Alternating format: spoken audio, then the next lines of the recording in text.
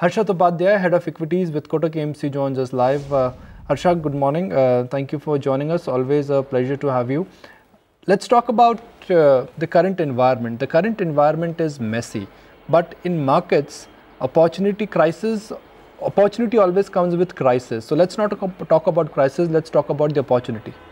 True. As you said, I think while the markets have remained choppy and quite understandably in the past few weeks, there have been pockets of opportunity wherever the valuations are in our favor. Although the earnings haven't been up to the mark in the last quarter which has gone by, but still I think the market overall is trading in a fairly reasonable valuation range. We are looking at about 12.5 times 1 year forward kind of valuations. Which is definitely not very expensive valuation. So one can look at companies which have no balance sheet stress, which have reasonably good profitability and steady cash flow generation. I think those are the set of companies and sectors one should keep watching. And also if you look at the market, if you leave out IT, pharma and FMCG, the rest of the market is probably trading at below 2008 valuations. So clearly there is an opportunity in terms of valuations, but it's hard to take any valuation or a level as a base case in this scenario where things are unfolding on a daily basis and hourly basis. So rather than looking at levels, I think one should watch out for events, and if future events are positive for equities and economy, I think then the markets will take a stronger up move. Otherwise it's going to be a range bound or a choppy market in my view. So what could those events be, Harsha, that could lift the market higher from here? Clearly all eyes are on rupee dollar rate. I think we need to see some concrete steps in terms of stabilizing that first. Probably some kind of a quasi sovereign bond or an NRI bond of a reasonable size could help calm the nerves, at least in the short term.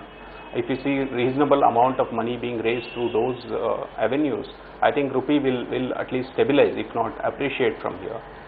That's definitely somewhat positive from equity market perspective.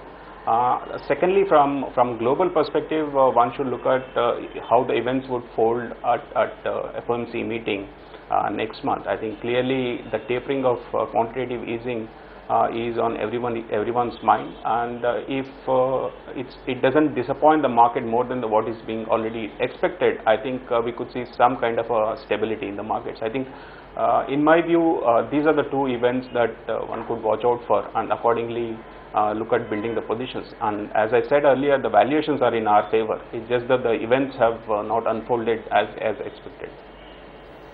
Harsha, but in such kind of a fluid environment, some would argue that one should not focus on valuations, because if the P derating starts for Indian economy and for Indian equities, we could easily correct 10-15% more. That's possible. That's possible in any market, but we are already at the lower end of the valuations, and we have already seen about 10 to 12% correction from the top. So to that extent, probably we are not entering market which is overbought or which is fairly rich in terms of valuations, and we have seen some amount of corrections. One could argue whether that's the right amount of correction or not, but in my opinion, I think as markets heads lower, the valuation risks would reduce. So to that extent, I think it's positive for equity markets. Do you think markets today would be curiously and anxiously watching the Q1 GDP data, or that is of little relevance now? I'm sure people will be watching at the last quarter GDP data, but I don't know whether it will move the markets in a major way, because I think it's more or less in the consensus that it's going to be lower than last data point that we had seen.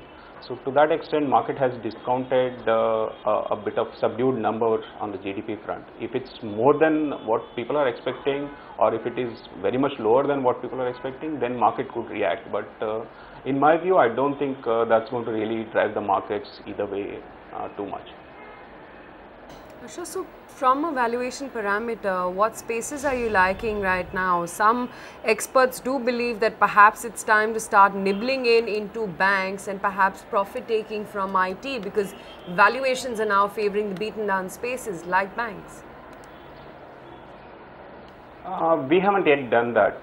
We were overweight on banks in the last quarter. Somewhere around April, May, we reduced our position and went underweight on banking, especially on the PSU banking space. We went completely underweight. That call has worked, and that weight was put into IT, and that has worked as well.